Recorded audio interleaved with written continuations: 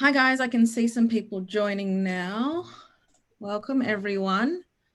So this is the Design Thinking Leading Design in Organizations webinar.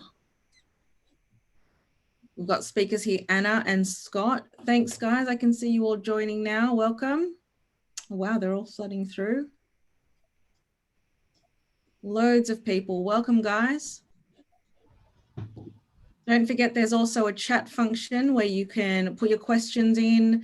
You can even do so while the speakers are chatting. If you'd like something addressed there and then, we might be able to get to it. And don't forget there's also a Q&A section, which is separate to the chat, if you wanted to add some questions in there for the end. Thanks for joining, guys. I can see you all popping in there. Welcome. So again, it's the Design Thinking webinar for leading design in organizations. We've got Scott and Anna as our panelists today. We'll get started in about 1 or 2 minutes, guys, just waiting for a few other people to join.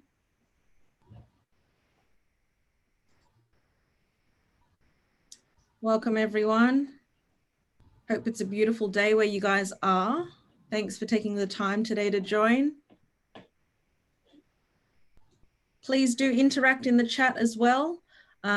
We encourage you to do so, and we'll try and get to every question and comment if we can. Would love to know where people are from, where people are dialing in from as well. See some more people joining in there. Welcome, guys.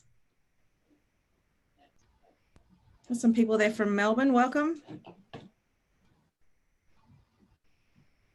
Or someone from Seattle. Welcome.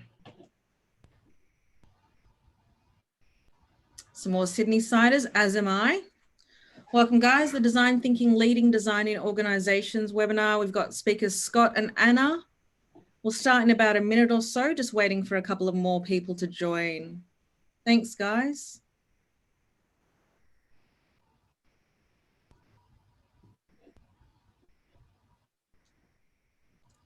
If you're just joining, it's the Design Thinking Leading Design in Organizations chat today with Scott and Anna. I'm Leola, Head of Growth of Academy XI, and we'll get started in about a minute's time. Feel free to interact in the chat or post a Q&A for later when we'll finish the chat up and we'll go through the Q&A questions. Welcome, guys.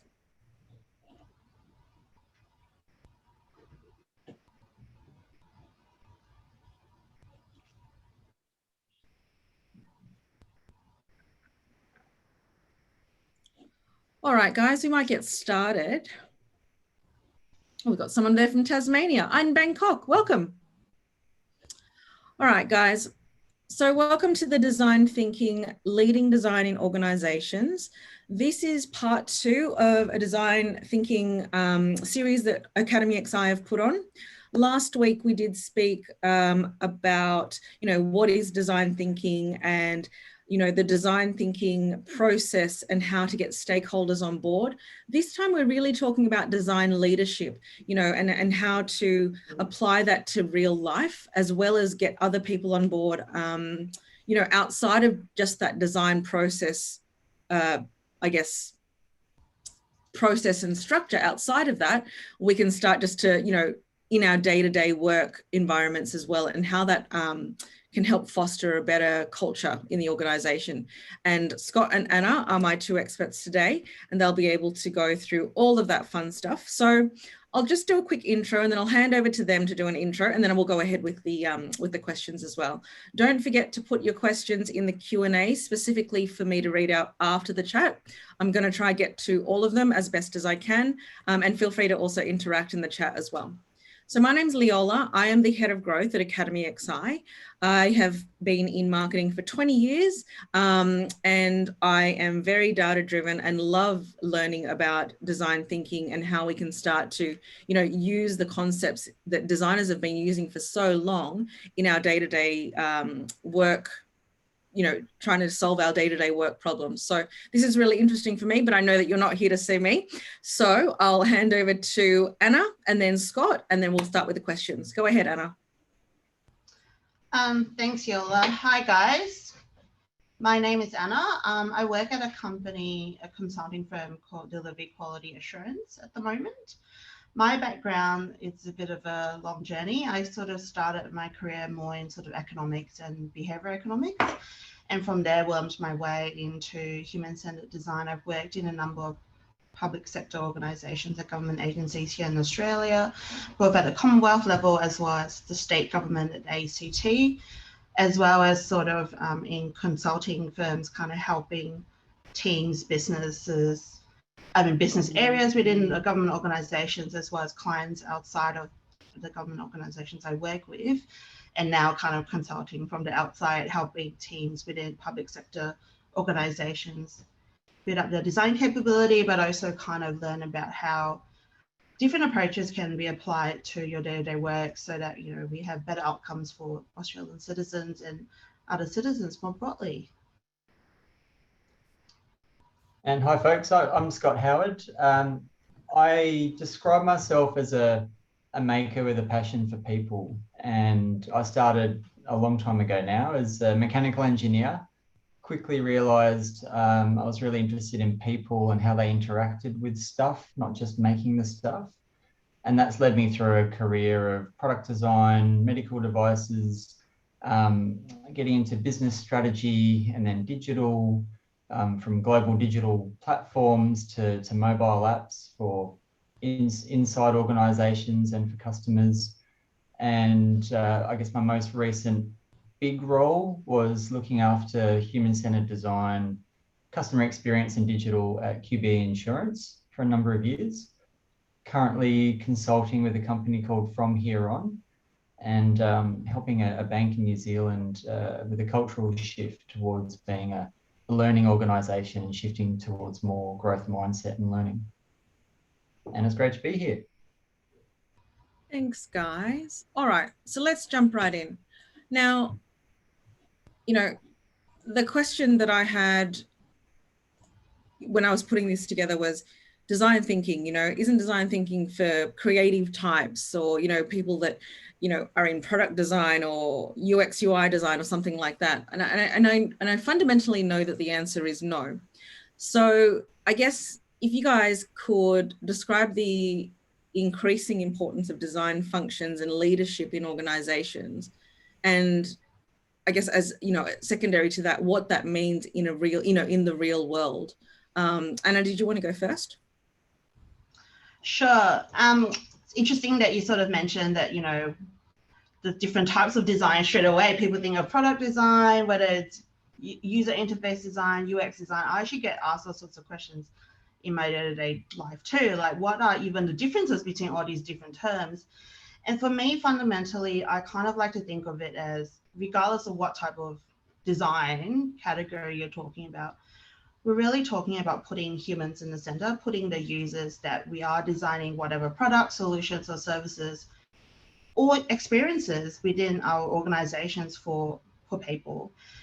I actually think of I guess, how we apply design thinking and apply human centricity at all levels, for me, is really important. Like, it starts with actually the teams that I work with. So, you know, I sort of have this thing in my mind where if I kind of don't even put the people I work with day to day, my colleagues within the teams I work with or lead, as kind of being really important, and think about how their experiences are, how can I possibly then think about what the end users who are using our products are, and it kind of flows on from there.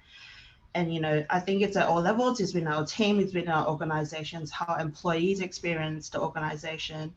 And then further on from there, you know, who are our clients? You know, we might have organizations or business teams, if you're working in a large corporate kind of environment or large public sector organization, where they are your direct clients. We service them. We might help them with, you know, their design projects or their change projects or their delivery projects.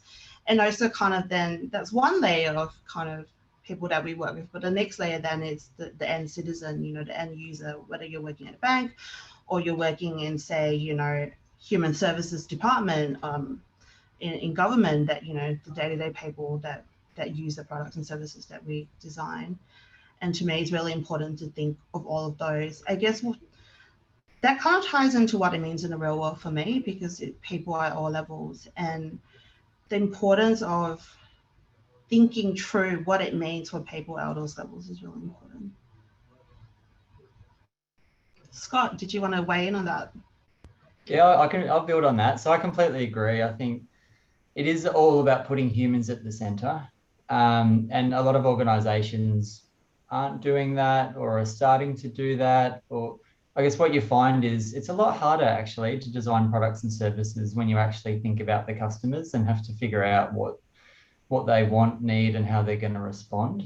So then what do you do with that? You need a methodology that's going to help you explore that messy mystery.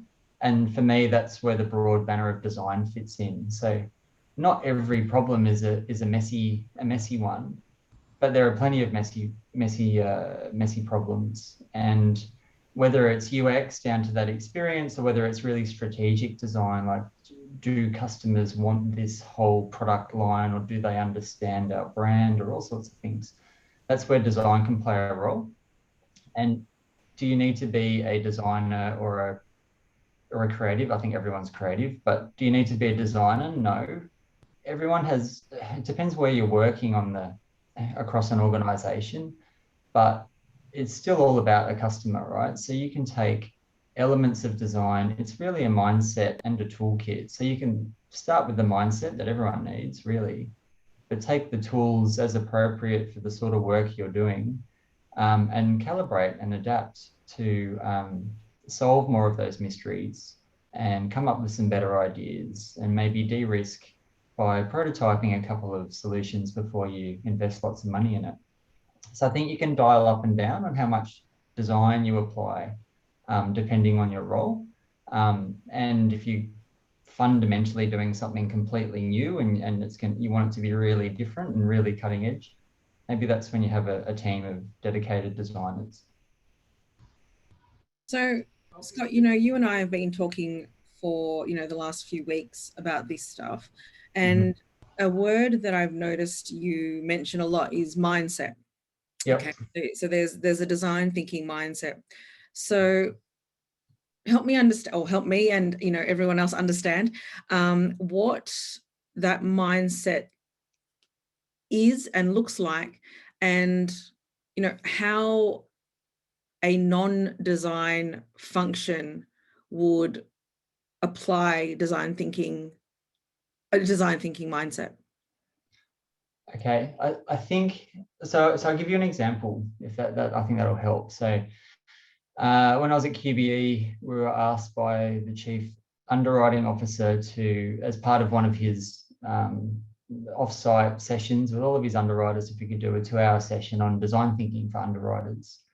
And we thought, we can't really teach you to be designers. So what can we do that's going to help how they work day to day? And we thought, well, what allows us to do design? How do we create the conditions and the mindset that goes with that so that we can be more creative, so that we can avoid our biases or mitigate as best possible? How can we promote better solutions and at the same time sort of de-risk and try stuff out? And we realized there was this sort of human-centered mindset. It's sort of like growth mindset. It's not really that different. But it is about being comfortable with uncertainty, first and foremost, because I guess the fundamental thing I think with design is if you know the answer at the start or even during the process, you're not actually doing design. So if you know the answer up front, you're not going broad, you're not exploring all that stuff. So the mindset you need is really being comfortable with ambiguity, and none of this is easy, right? We don't naturally do this. We naturally want to converge on the solution, and we all feel good about that. So a little bit is about almost fighting your natural tendencies to all converge in. Be comfortable with ambiguity, to be curious and thinking about people, to be okay with some failure because you're trying stuff out. That's hard. It's not natural for us, So it's like growth mindset. It's pretty similar. I guess when we talk about design thinking, it's got some specific examples related to the design process, as I think most of the people on this call would be familiar with. So I'll pause there, but really it's about humans, but it's about being comfortable with uncertainty and searching for the best answers, getting the best out of a diverse group of people too. I'd like to weigh in, if that's okay. Just hearing what you were talking about, Scott, you know, I think I love the idea about it is about embracing the ambiguity. I think I kind of, as you were talking about that, the other thing I was thinking about that's really close to my heart is also putting yourselves in the shoes of other people. So empathy, I think it's a really huge part of that human-centered design mindset. You know, I talked about earlier that we look at humans and users. For me, it's at all levels. It's at the team level, it's at the end user kind of our products and services. And, you know, I think in a kind of day-to-day example, that's kind of what I'm exploring with the clients that I'm working with currently too. You know, we work in a kind of app development kind of world where everything is about building and shipping, I guess, you know, technological products. But, you know, the idea of like, where do the humans come into play? Where do the user perspectives come into play? And it's not necessarily that we have to run a design process A to Z, but even just the idea of at every point, okay, we're kind of looking at what our solution is at the moment, having that perspective of actually, what's the client going to be thinking about this? And then also what our end users going to be thinking about this? Can we test some of these ideas or concepts that we're trying to build with people, with users who might be using them, you know, as early as possible in the journey and throughout as well? You know, even just kind of starting to think about those little things can help us shift towards that mindset as well. Yeah, I understand. Great. Thanks, guys. You mentioned, so when I've talked about design thinking in the past, especially with other people, it's always been aligned with, you know, digital transformation or big, you know, big projects. But you guys are talking about, you know, just having a human-centered approach to sort of everything. How can design thinking be applied? Or do you think, I mean, it's as easy to apply design thinking to, you know, smaller everyday projects without having to go through the entire, you know, list of principles? Or, you know, how does one approach design thinking in that way? I kind of think you have to start there. Oh, sorry, Anna. No, you go. Okay. I think you do have to start small, and unless you have like a CEO and a board who are all in for like shifting, and that means you have this evangelistic, you know, that's rare. So I think realistically in the real world, you do need to start small. And I think you can bring that mindset in, and how do you shift mindset? Part of it's role modeling. So you can role model a different way of working and thinking. You can bring design thinking elements in, like I think I said before, about tools into your daily rituals. So, you know, if you're coming up with an idea, could you make a rule where you have to come up with 5 good ideas before you ever decide on one? I think Boeing do something like that. So I think you can weave in mindset first, and then the smaller rituals, and then maybe parts of projects. Because if you want to apply design in a bigger project, if you're not really upfront, if it's not design led, it's very hard to bring design thinking in later when people have already been doing stuff, and then you're coming back going, whoa, let's back up. What's the real problem? Let's talk to the customers. Like, all that's important, but it's a hard sell when you're already barreling down the track. And I think, you know, any designer would have experienced that. So I think you can build, and that also builds some proof and some buy-in and some interest and energy as well. Yeah, I think that's a great kind of way of thinking about it. I often tell some of the teams that I work with too, it's like you have to sow the seeds. Often, like, organizations aren't built with that design thinking mindset unless, well, you're actually a design agency right from get-go, perhaps. But often, like, particularly for me, because I work with public sector clients and organizations and teams, actually the capability, understanding and maturity of design thinking or that mindset can really vastly differ. And often for me, I sort of tell my teams, it's kind of looking for, like, if you imagine that everyone's got this a line kind of drawn around them, around where their current boundaries are or current thinking is, you know, there's only that much we can push beyond that. There's like a dotted line above that maybe you can push towards that, and you're not going to chase people away or make people kind of totally turn off from you.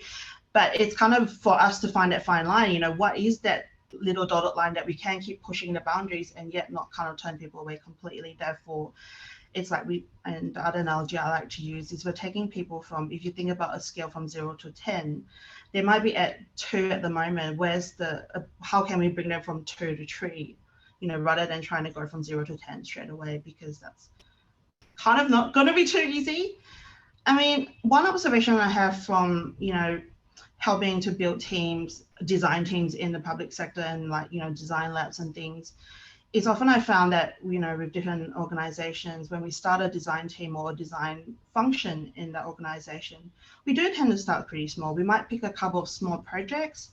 And often if we don't have in-house capability, what we might also do is hire external people, say consulting firms or other people with already that capability to come in and then work with us and then build that up over 1 or 2 projects, show the value of what we're doing through the design process and the outcomes we can achieve on those 1 or 2 smaller projects. And then from there, create buy-in with senior leaders across the organization. And, and that's where you grow.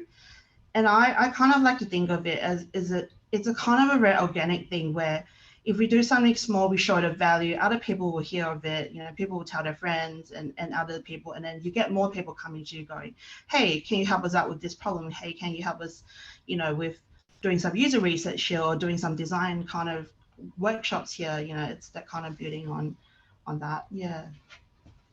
Thank you. That was really interesting. Before we move on to the next part of the conversation, I wanted to ask a question about, you guys mentioned about, Scott, you mentioned role modeling, and Anna, you mentioned starting small and really sort of leading by example kind of thing, right? Before you get the buy-in of your managers or upper management. How would you suggest somebody start that process? Do they have to go and learn design thinking? Can they just go and tap their graphic designer and ask them how to do it, design think? Like what is some practical tips that you might suggest to introduce design thinking to an organization that doesn't know very much about it? Okay, so I'd say design thinking, yes, can absolutely be taught and should be, I think, but not to every single person in an organization. I don't think the value's there. So you can teach at different levels. And I think if you're starting, my personal view is probably you do need some people with deep design experience.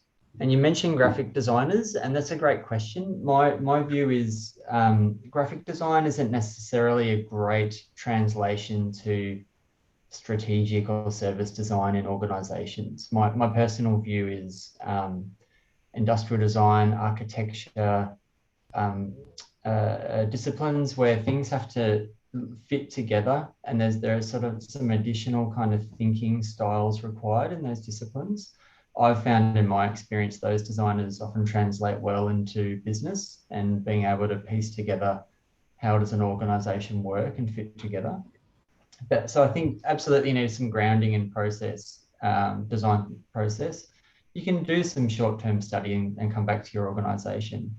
Where do you start? I think the basics, whether you're a CEO or anyone in an organization, it kind of starts with what Anna was saying before about the human centricity first, because you're solving problems for humans. So go into the market, listen to them, play that back. You're going to have messy data, right? That's not pieced together well for you. So you obviously need post-its because it's design thinking. But it's actually a really good way to organize and cluster the stuff that you're hearing, and you're suddenly doing, qualitative research, basically. So you can do this. I think you can do it better with really deep design experience, but you can do it pretty well with at least some level of education. But the basics are really listen to customers, make sense of what they want, try and back it up with some data so you can quantify, is that just a one-off or is that a real problem to work on? And then it's go broad, looking at ways you can solve the problem and then converge in and try some stuff first before you commit lots of investment to building out a solution. But that's the basics. If you follow those principles, you'll be a lot better off. Yeah, I kind of have a slightly different view on which disciplines you might would be worth drawing upon. I don't disagree with what Scott's saying. I think for me, I will expand some of those kind of complementary disciplines to kind of things like psychology, research, anything that really helps you understand human behavior. I think particularly for me, is really important because we are talking about, as Scott said, we are solving problems for humans. And I think anything that helps you get more involved with that is good to have in your arsenal. One practical tip I probably will have, and actually it's really interesting, one of my mentors said to me, it's like design is kind of like an apprenticeship model. That's actually the best way to learn because you can go and do courses, you can read up all sorts of stuff. Like that's cool, but the reality is a lot of it is learning by doing, and I really believe in that.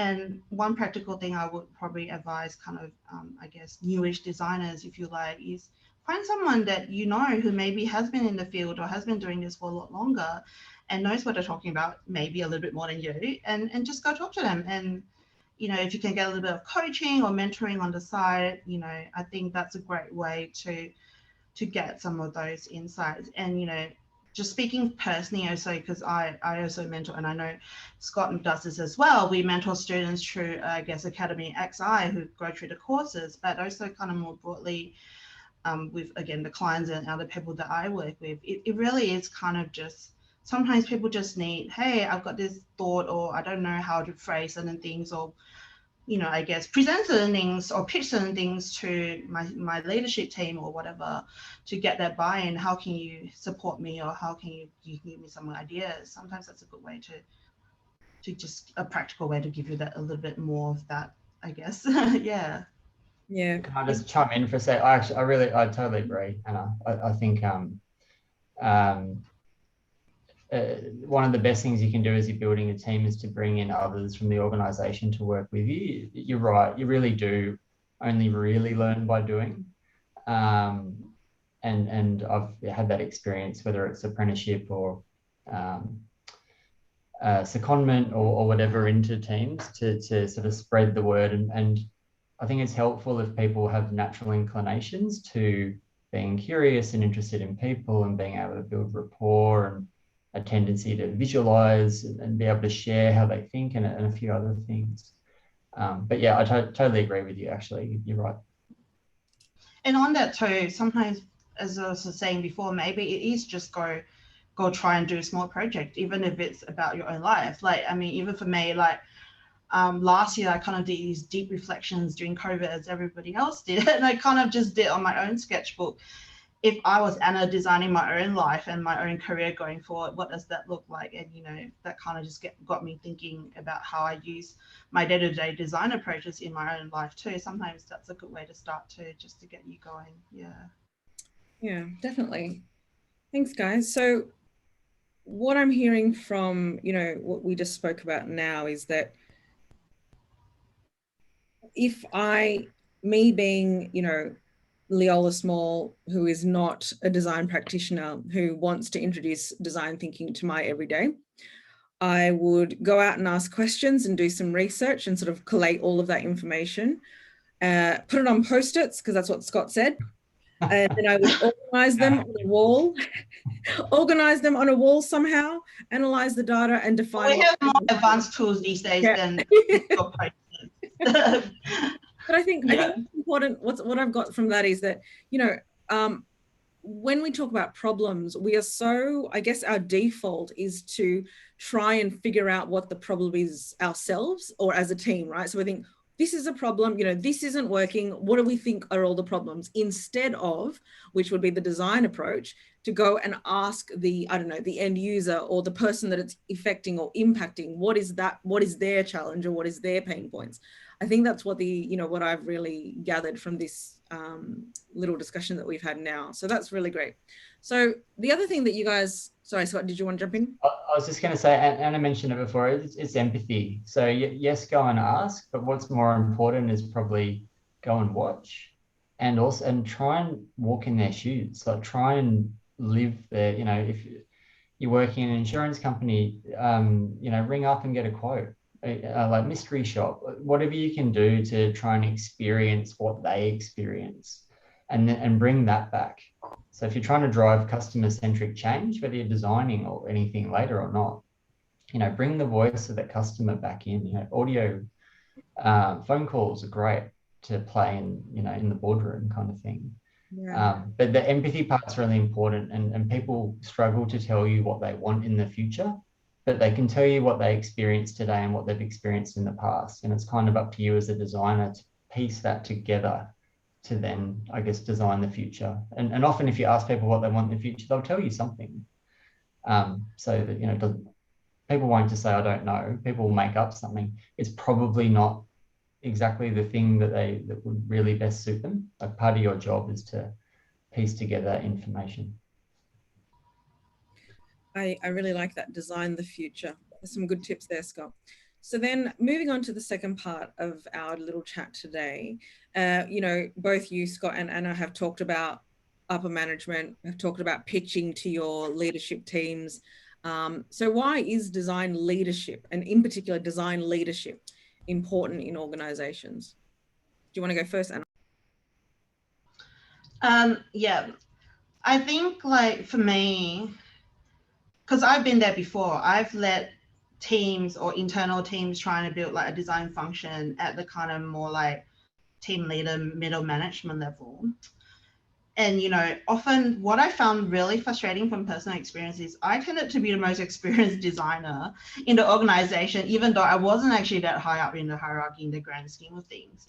And that's really challenging, because when you go to senior executives or like your C-suite people, kind of, and then try to talk to them about the design process, they don't always get it. And what happens if they don't get it is then you get barriers down the line. So if you were a design team trying to say, I want to go talk to my customers or the end users in the real world, you're going to get people up the line going, why are you doing that? And particularly in government organizations, that's a really real thing, because, there's a lot of sensitivities, there's a lot of kind of other political stuff that might be wrapping around that. And that kind of risk aversion is quite real at times. And, we need to be able to go and persuade, I guess, the people right at the top and say, hey, there is a real reason why we want to go and talk to people. We're not trying to, we're not just going to take everything that they tell us and then that's what we're going to design based on, because we know that people will tell us things, their needs and their wants, but then obviously there are other things to consider, around feasibility, viability, and all of that. So it's not kind of a one or the other. And also, it's not all about post-it notes either. Like, that's the other thing. Like, I remember kind of I was working on a project, and we had a senior sponsor, we had a room right next to her office, and we put up all the like things that we were doing day to day, like the insights that we were finding, our user journey maps, our personas, and putting that up on the wall. And every time she popped her head in, I was able to go, hey, this is what we found this week. And these are the things that, when we started the project, these were the assumptions we had, but actually, hey, they're not right. Like, so the solution we could have designed initially based on the assumptions we were given would have been completely wrong for the actual real world kind of people in the real world. So things like that, I think it's really important for us to be able to, I guess, create that buy-in. One, they need to understand what they're investing in. And I think that's the other important thing for me, is that if the senior leadership is not investing in your design projects or your design methodologies, i.e. go and talk to people, you will not get permission. So permission is really important. And that's, if we don't have that, then we're kind of a bit stuck. Yeah. Do you mean permission to ask to go out and get the research? Yeah, to go and talk to people, but also permission to be innovative, permission to, I guess, run a design process in a way that is, not having those assumptions given to you. So often in real life situations, if you're building, say, an app, for example, it could be the client comes, I want exactly this app, it needs to look like this, it needs to have these widgets, it needs to do blah. But the reality is, do we know that that's actually going to be used by anyone? Is it actually going to be solving anyone's problems in the real world? And, the permission to be able to go, actually, if we talk this through a design process, actually went out and asked real customers how they see the app or how they see their needs, maybe we'll find a different solution that will be better and more useful and you know, from a kind of, if you were in a private sector, it would be more money for everybody. Mm. If you were in a public sector, then, well, actually better outcomes and good for everyone. So, yeah. Okay. I've got I guess some builds a slightly different perspective, not contrary at all, but just to build on that. I think design leadership, why is it important? I think organizations over time need to be more and more design led. And we know, and there's plenty of research that design led companies outperform. But just knowing that doesn't mean companies suddenly change, right? You need to see it, you need advocates and so on. So I think from a leader perspective, as a design leader, you do a few things. I think one is hold space for your team. And the people coming into that design process, your co-design, etc. Because as we said before, it's sort of uncomfortable, the design process, to help them resist converging in on the solution. Like there's the holding space part. I think there's a bit around clearing the way for them. So being able to have those battles and advocate for design, etc. So they can get on and do the stuff that they're doing really well. And then thirdly, I think there's the translating part. So translating the value of design into the more familiar language of whether it's financial or risk or strategy within the organization. I think that's another part of the design leader. So if you can't translate why this is valuable and important in more business terms, you won't get that much permission unless you're lucky to have a really great advocate in I guess a senior leader in the organization. So I think that's a slightly different skill set, right, as a design leader, but I think it's those things, very much that translation, and with that some sort of gravitas, and to be making those links so that designers, or whether it's just people doing design, can do their great stuff, and you can get that permission, as Anna was describing, and sort of deliver on that. And there's a certain, I guess, style that you need to do that, because again, as a design leader, it's also uncertain. You don't know the answer till you get to the end. So you need ways to translate why are you doing that? Yeah. As Scott was sort of talking about that, this other kind of just building on that thought, which is, do design leaders really need to be at the top of the organization in a sort of hierarchical sense? You know, I guess when we started this topic, we were talking about people at the top and kind of leading organizations through that. But this other kind of part of me goes, you know what? Anyone can be a design leader or a design advocate or design champion at any part or any role within the organization. And again, it is that, how do we then kind of help other people and bring them along? You know, whether it's, if you were kind of a little bit lower down the chain trying to persuade or pitch upwards, or whether you are kind of in that privileged leadership position, and how you bring your teams along with you on that journey, and so on. So yeah. I love that. Thanks, Anna. I guess I was going to ask, you know, you both mentioned a design leader many times, and, you know, I've never heard of a director of design thinking before. So what does a design leader sort of mean? What does that look like? And I know that, you know, that person can be, you know, chief operations officer, or, you know, in middle management somewhere. That can be anywhere in the organization. But what does it mean to be a design leader? I actually think it probably can't be anywhere. I think there needs to be a certain level to be able to carve out the permission and the I was going to say budget. It's not what I mean. Priority. To get a certain amount of sort of prioritization within the organization, I think that needs to be at a certain level of seniority. So you can be a design leader of a team for sure, but I think what we're talking about is more that sort of director, as you described. I think that's a bit more senior, a bit closer to the top, so that you're starting to have a voice in how does the organization prioritize investment and choose to do this over that. If you really want to make be helping that organization make an impact. So what does it look like? I think I described it earlier. I'm happy to elaborate, but I think it is playing that role of linking kind of senior decision making and prioritization using design as a methodology to tackle problems that otherwise you wouldn't really be able to tackle very well, or even worse, you tackle those problems like they're puzzles and you already know the answer. And we all know you don't, right? But you know, when there's a solution framed up, I'm not going to ask any customers. We're just going to roll out this new customer thing. To avoid that sort of happening, I think you need a certain level of design leader eventually in an organization. I think, like, just as Scott was saying, talking about that, I think I agree that, you know, that will be my ideal world, because as I said, I mentioned that I have been like the most experienced designer at kind of middle management level many times. And it's that's kind of, for me, it was a bit of a barrier. It stops kind of the permissions, the wall kind of stops there.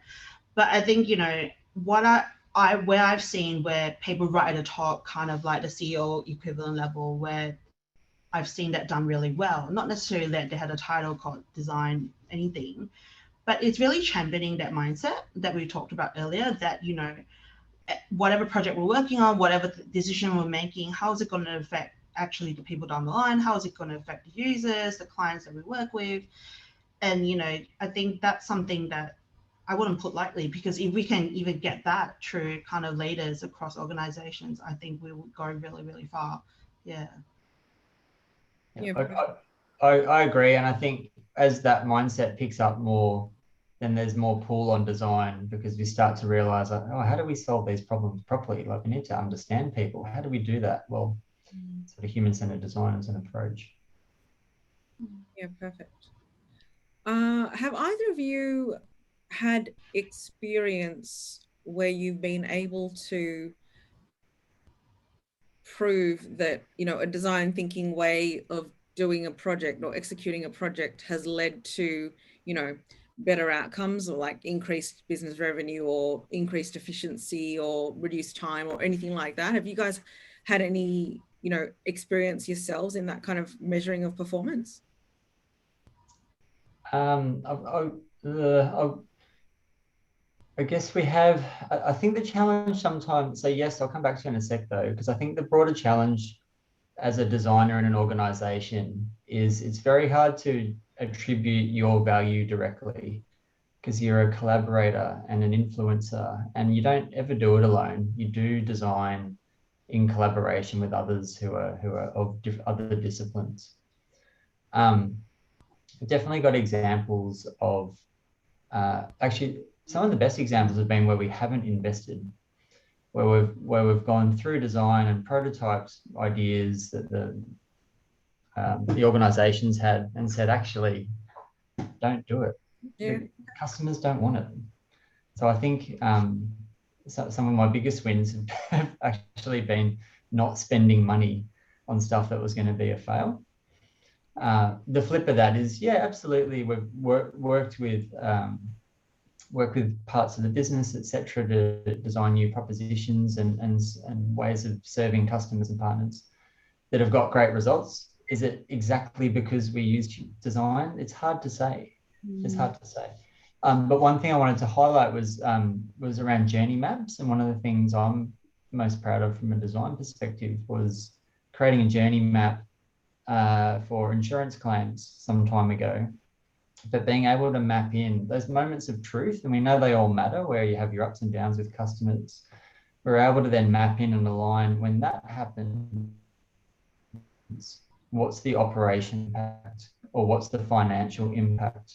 So when a customer's making a decision about how to get their car repaired, if they go this way, it's going to cost the organisation this, and the other way it's going to cost that, and the customer actually gets the same result at the end of the day.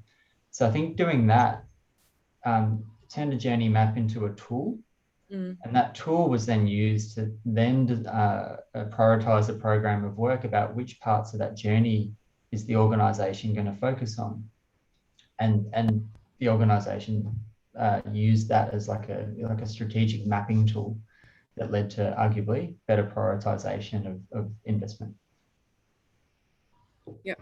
See, so the business is really focusing on what matters, or, you know, what big problems, or defining what the big problems are instead of trying to fix everything. Well, yeah, I think it's tough. The tough part about design is understanding what matters to humans as they go through, but then how do you prioritize that? Which bit matters more than the other? And you need to offer a sustainable business too, right? If you can't, you may not be able to solve every single problem, right? You don't have 5 waiters around you in a restaurant to cater to your every need. Like there's a balance, right, of sustainable business and fully optimizing for customers for every want, etc. So how do you do that? I think that linking of the impacts, but valuing customers' experience above all, but then linking back to the business, I think that's part of where design thinking needs to go over time, better and better. And it's pretty easy in a B2C, like online commerce or something. You can see reactions. It's harder in a larger, more complex situation where there are multiple parties, etc. I mean, similarly to what Scott described, I was going to say my biggest win was probably kind of what I was talking about earlier, where we had a project, you know, the project sponsors, the business clients, and people quite high up had certain assumptions about the behavior of users or citizens down the line. And, you know, when we went out and we actually went and talked to real people in the real world, came back and mapped out people's behaviors through journey maps and personas, we actually turned ahead completely and said the assumptions that we had were actually quite wrong, you know. And that meant the whole conversation of what the solution that we needed really changed. And I think that's the kind of, to me, the value of design thinking and actually going out and not thinking, well, we know the answer. We actually need to go and start from this first basis and find out where people are, you know, where they really are, what their needs really are, what their problems are, and then actually go and find out what the solutions we can come up with are to solve those. I mean, the other thing I would probably say is how we measure impact of the design thinking process in general. I mean, because I work primarily with public sector and social impact, so it's actually been a really big thing for us that we haven't worked that out, how we actually kind of quantitatively, I would say, measure that in a way that makes sense. I've talked to a lot of different people across the industry and I haven't found anyone that knows how to answer that. So if you do know the answer to that, tell me. That's the first thing. But the second thing, I think for me, again, I see the value on, you know, particularly if you were a small design team in a large organization, it's how many people are coming to you over time, you know. Are you growing in kind of credibility? That's one way to look at your value and the value you're adding as well, because a lot of the impact of what we're doing, you know, actually kind of talking to people, looking at what the real problem is, digging deeper, the impact of the solutions might be like 5 years, 10 years down the line, depending on what solutions you're putting out there. But I would say, you know, that credibility that you're building up, the trust and relationships that more people are coming to you asking for assistance, those are signs that you're on the right track. That's one way I would look at it as well. Yeah. Yeah, no, that's great, guys. I especially can appreciate, Scott, when you mentioned that you do, you know, identified projects that you shouldn't proceed with. You know, and as a marketer, we do loads of A/B testing, and it's a very humbling experience when your hypothesis is proven wrong.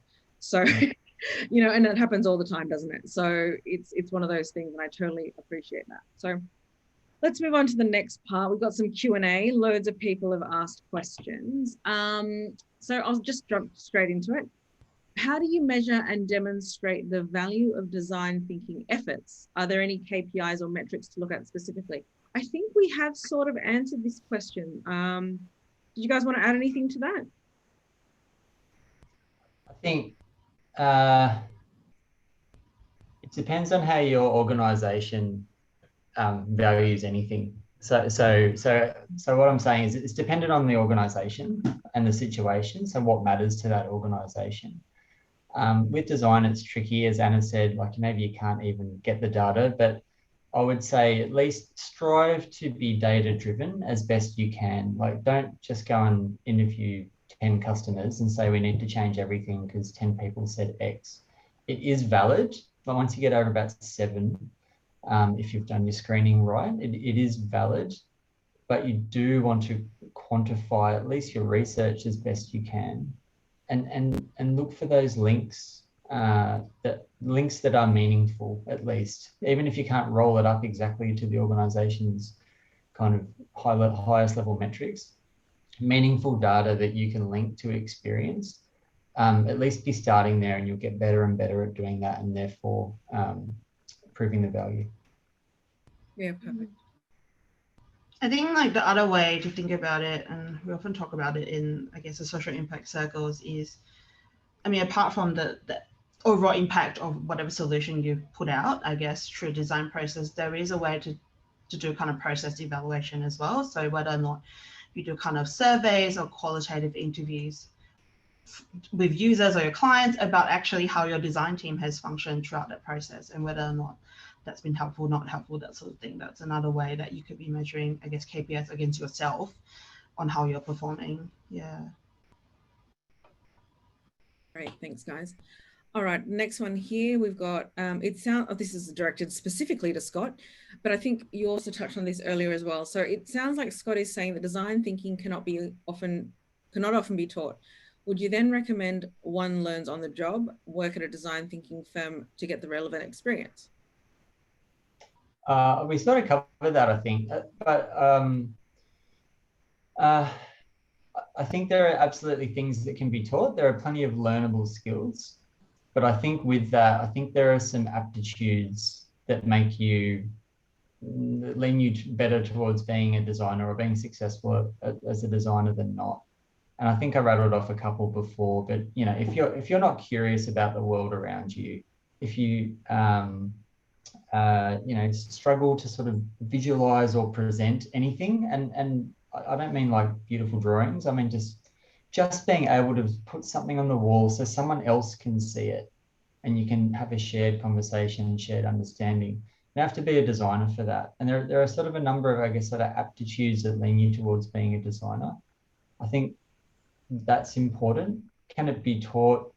Absolutely, there are skills that can be taught, but I wholly agree with Anna about learning by doing is kind of what design is, because it's a mindset and it's a toolkit of stuff. Like, it's sort of a process, but not really. It's a toolkit of things that you put together for each problem, and you learn how to be a designer and how to be comfortable with the unknown and all that stuff by repeatedly doing it and failing and making mistakes and learning, etc. So how to go about it kind of depends on your particular situation, to be honest. But doing a course at least is a good start. I think I would agree with what Scott's saying. I think definitely it can be taught, and definitely doing courses and things are good starts. Like, we're not saying that that's not, because I think more so than that though, I think what we're saying is beyond kind of what you can learn through courses and reading and things, it is really the learning by doing. And the other thing I would probably say around attributes is the best designers are the best collaborators. Personally, I think if you have the mindset of you are going in with collaboration right at the top of your list, you're going in to listen, you're going in to ask questions, you work well with people, then if you've got those, I reckon anyone can be a designer, really, to be quite frank. Yeah.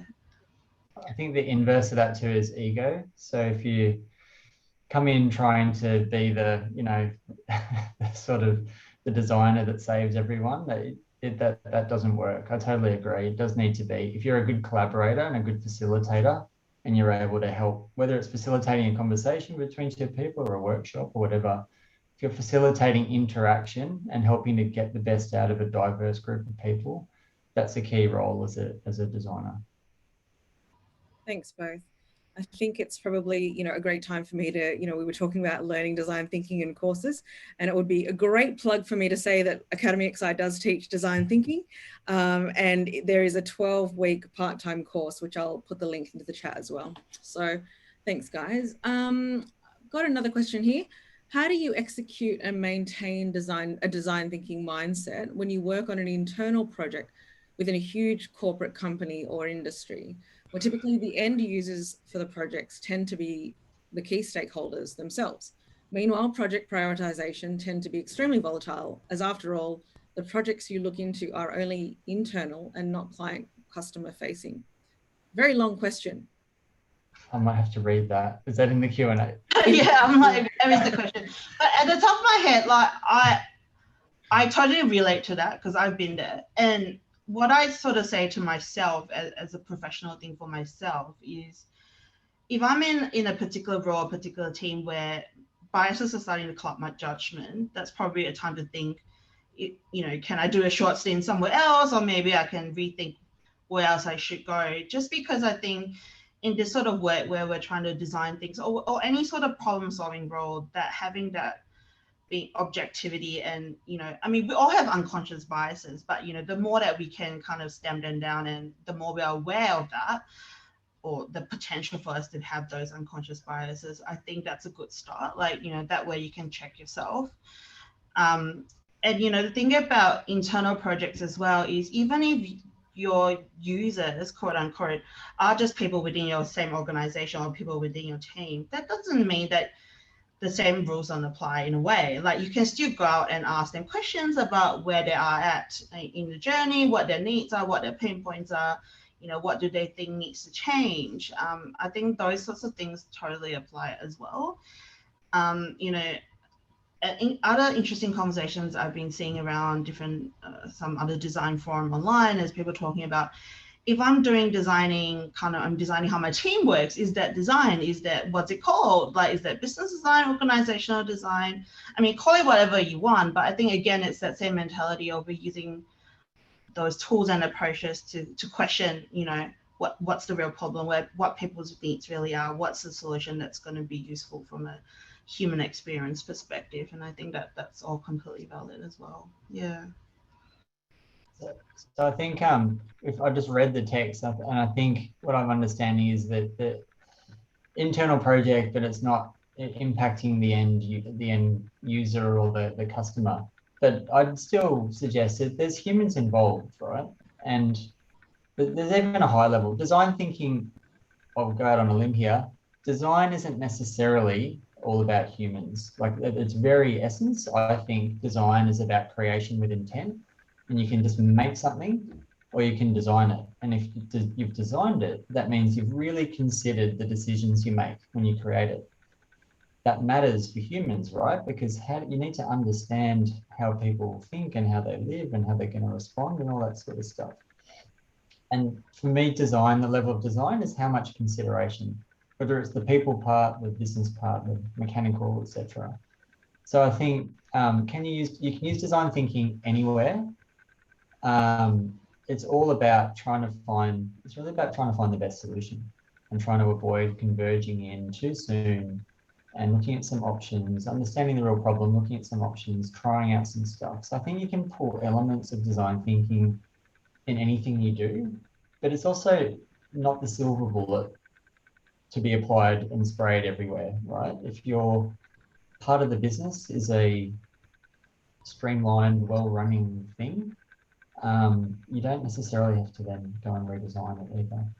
So I don't know if that helps, but I think if you go back to the principles of design, I think you can apply that in projects, external, internal, big and small. Yeah, great. Thank you. I've got another one here. What sort of data or evidence, I think we've answered this one actually, can we present to leaders to demonstrate the value of design thinking or having a design team when, one, it's not practiced or present yet, and two, when it's being tried out? I think this goes back to our priorities and, whether it's solving the problem that it's set out to do. Would you guys add anything to that? Yeah, I've got to build on this. I think you can absolutely quote all the McKinsey research or the other research that's Design Institute, etc., that says, wow, that doesn't get you that far, really. What I think the next thing you can do, if you haven't done a single design project in your organization, is build up your list of stories to bring it to life, and then it's really about storytelling. So how do you explain the value of design?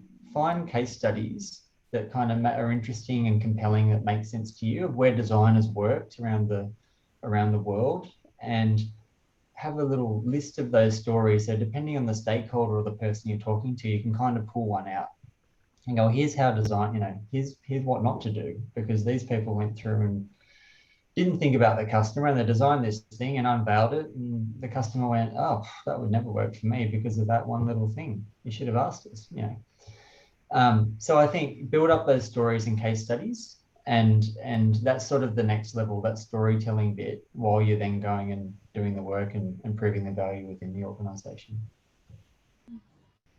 Scott kind of took the words out of my mouth.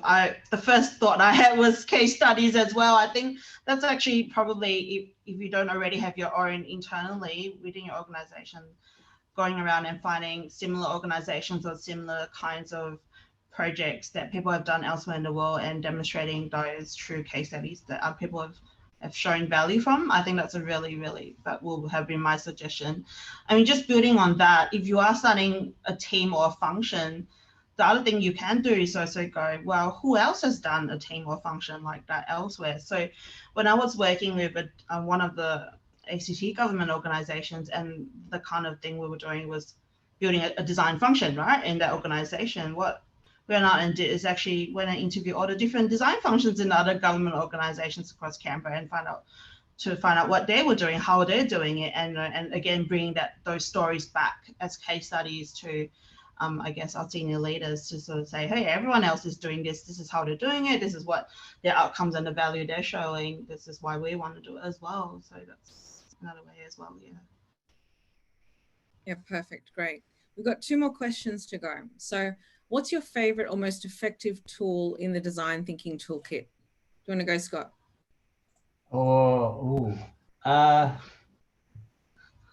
Okay, I won't say post-it notes. Look, I actually think prototyping, and I'd say that broadly because that's where I think you can be really creative. There's not a lot you can't do with some cardboard and some amateur kind of video on your phone. You can really prototype products and experiences really effectively, and it's incredible how rough something can look, and customers or users will respond to it like it's real. It always blows me away. And you get real feedback with very little investment. It's fun, and it progresses. It means you can try lots of stuff and get feedback from real people. I think I thought a while ago it'd be really interesting if there were prototyping specialists, maybe there are, who can prototype services and products and all sorts of stuff. It doesn't have to be fancy, but if you're not doing that, you're absolutely missing it, and a really important chunk of the toolkit.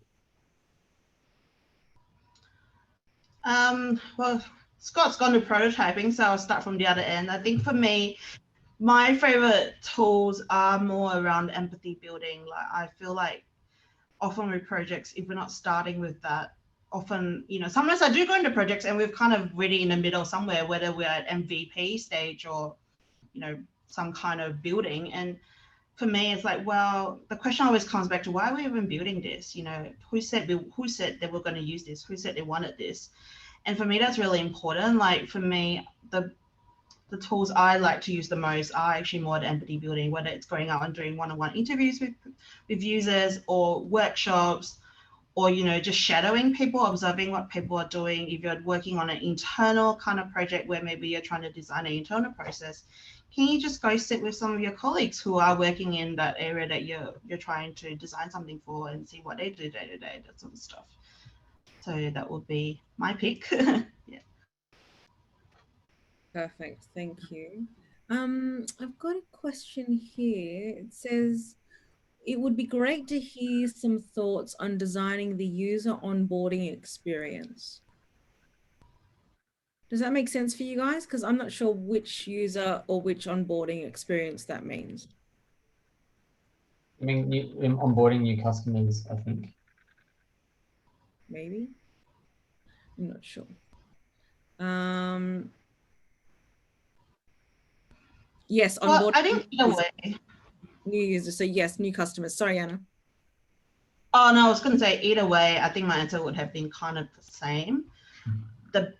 the best way to do that is go and ask those potential users how we could best onboard them and get their ideas and understand their experiences of, what happens when they're onboarding. How do they feel about certain things? What do they want to know about things when they're going through an onboarding process? Yeah, I actually started thinking about employees for a minute, because it's part of one of the things I'm working on at the moment, and something at Kpis we saw was really important. And the trick there actually was to think about when does that onboarding journey start, and into an organization as a new employee. It actually starts before you roll up, or it can if you're doing it well. So I don't know if that's helpful, but I actually think that sort of employee experience side I'm really quite passionate about, and I think that's part of that candidate experience when you're interviewing for new jobs, and then when you get your offer and your contract, and what happens in between those points and joining the company. Most organizations, there's a lot of improvement that could be done. Yeah, no, I tend to agree. I think that, a lot of businesses and large organizations tend to focus more, on customer acquisition and retention, and less about, internal employee onboarding and, just reducing that churn. And I feel like, as a manager for, many years, if you focus on your people, and your people, are happy where they work and are, recognized for what they do, they then become, the front facing people that make for your customers to have a pleasant experience every time. So I think that's really important too. Just a couple more questions that are coming through right now. So can you touch on or provide any examples of some complicated scenarios where design thinking really outperforms other ways of solving problems? I feel like the answer here is anything that involves humans. Kind of, yes. But the other thing I would say to that is, my experience over the last few years is people get really hung up about what's design thinking, what's a different type of analytical kind of method. I actually think, for me, the essence of human-centered design is to use whatever approaches is going to be relevant for the problem. And, that could look really differently to different depending on what the problem is. Yeah, I'm just going to pause there. Yeah. One of the things that came to mind for me is from my own experience in insurance, is really complex ecosystems where even a journey map doesn't work. So trying to solve a business ecosystem problem where you have, in the insurance example, brokers and business customers who are trying to insure their vehicles that are provided by a fleet. And who's the customer? Is it the driver? Is it the CFO of the fleet? Is it, where does the broker fit? Those sort of things, I don't see how you can solve that as a puzzle. There's no formula. So it's kind of any problem that doesn't have an equation to solve it, to some extent needs design thinking. The wicked problems is kind of like is a whole other thing. But I think you find no organization and no customer or human or user lives on a journey, or just interacts with one touch point. They live in an ecosystem of stuff, and that just keeps going. You start to get into systems thinking then. But when you think about ecosystems and how people live, I guess that's when you need design. I hope that helps. Yeah, I've kind of got like the example that comes to my mind as Scott was talking is it's almost like the complete opposite end, which is like I was working on domestic and family violence issues. And, what really struck me there in using kind of the design approaches that I was using is, we get people telling us that, hey, they've been working in this sort of topic for 30 years and nothing's moved, nothing's gone past, like whatever the problems are still there. We're still talking about the same problems 30 years on. And, that to me is like, where design thinking can be really powerful, because, we're actually coming in and going, well, yeah, the problems have been there for 30 years, but maybe what we needed was a different way of asking the questions. a different way of looking at the issues, you know. Because I often heard, quite frankly, like people giving me solutions to things that were kind of just what they said because they thought they were experts on this topic. But actually, you know, when I went out and spoke to people on the ground, but even if it's just people who worked in the front line with people who actually lived through such traumatic experiences, often what they said didn't necessarily line up to what the experts thought they needed answers for. And I think things like that, you know, is where design thinking, I find, is the most powerful, because it's about looking at different ways of asking questions. What different questions can we ask so that we're not just constantly playing the same problem over and over for 30 years and actually trying to come out of that a bit. Yeah. Can I just build on that? Because something just occurred to me too. I think that example and other kind of sort of, I guess, wicked problems where, especially where it's hard to experiment or prototype because it's real people's lives and safety and, you know, stuff like that at risk. One of the things where design thinking is really powerful is the reframing part.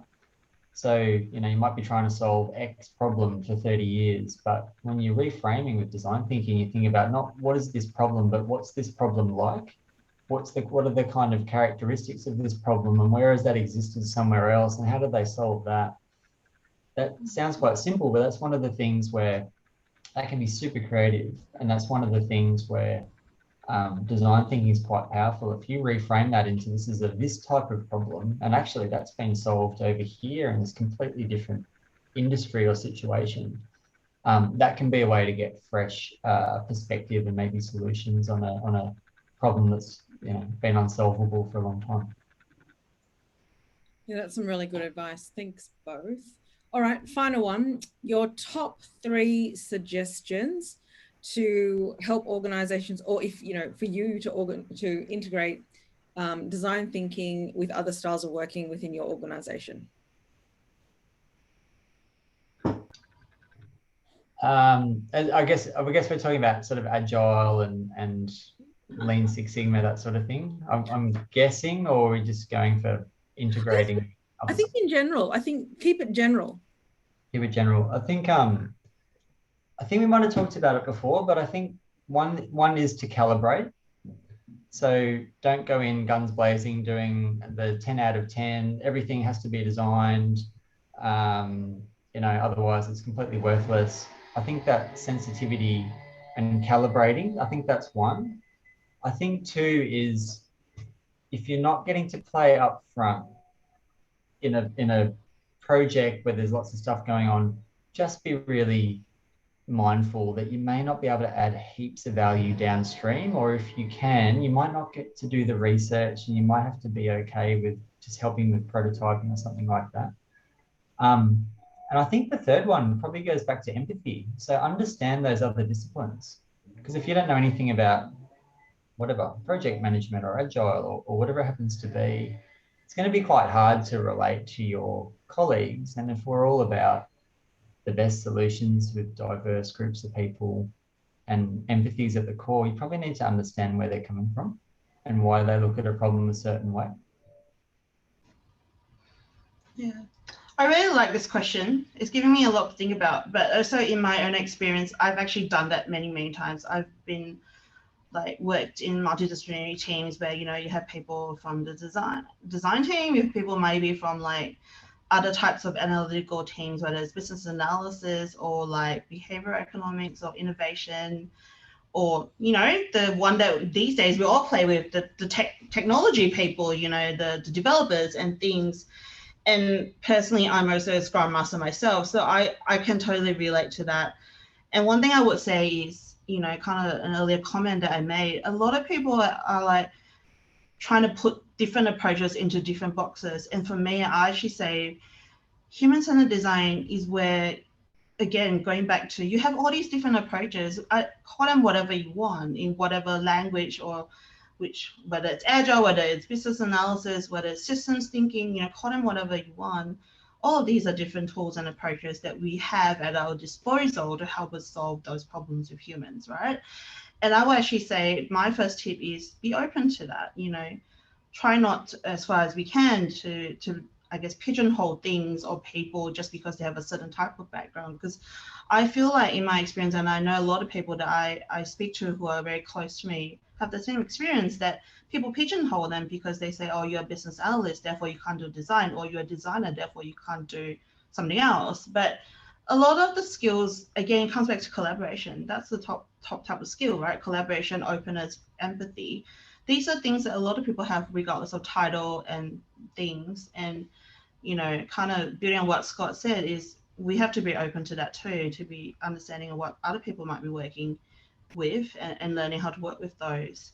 I mean, the other thing I would probably say is language is really important, you know, because everyone uses these different throwaway words. And honestly, even something like, say, a phrase like design review, like even within one organization, they can mean like 5 different things, is what I found out recently, you know. It can be a very technical thing. Yeah, we've got like 10 things on our list that we need to check off as a design review, or we're actually reviewing what the design needs to look like of a solution. These kinds of things, and being very clear about language and ask questions and clarify if you don't think we are on the same, like you're on the same page with someone else when you mean a certain thing. That's really important. And again, the last tip I think comes back to collaboration. I think it goes back to ways of working. As long as we are open, we're transparent with how we work, and we don't throw people under the bus, for example, go behind people's backs, that sort of kind of really almost sounded basic, decent human being type things. I think most people should be fine with that. Yeah. I think that's really good, Anna. Thanks, guys. I will close the webinar off now. So thank you both, Scott and Anna, for joining me today. I hope that everyone who attended really got some value out of that. I did.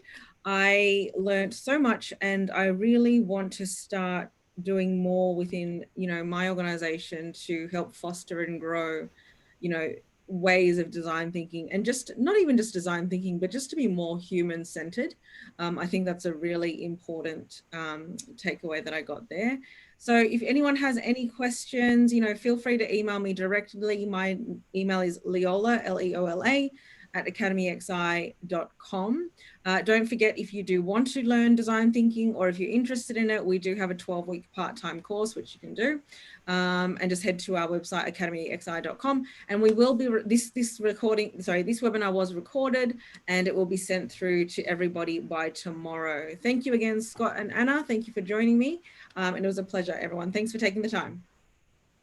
Thank you. Thanks. Bye. Thanks.